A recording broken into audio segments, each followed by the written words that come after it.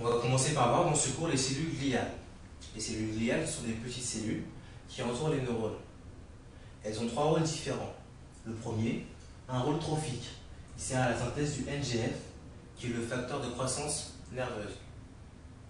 Un deuxième rôle, un rôle métabolique, qui sert à la régulation de la composition du milieu extracellulaire.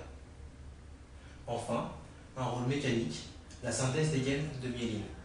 La myéline, c'est une substance qui protège l'axone et qui guide la croissance du nerf. Trois types de cellules existent, les astrocytes, les oligodendrocytes et les cellules de Schwann. Les astrocytes et les oligodendrocytes, on les retrouve dans le système nerveux central. Les cellules de Schwann, on les retrouve dans le système nerveux périphérique. Les oligodendrocytes et les cellules de Schwann ont pour rôle la synthèse de la myéline. Maintenant, on va voir l'espace extracellulaire. L'espace extracellulaire, c'est l'espace qu'il y a entre les vaisseaux, les neurones et les cellules gliales. En général, c'est un espace qui est très fin, mais lorsqu'il est dilaté, on appelle ça un ventricule. L'espace extracellulaire est composé de liquide céphalorachidien. Donc les échanges entre le sang et le neurone ne sont pas des échanges directs.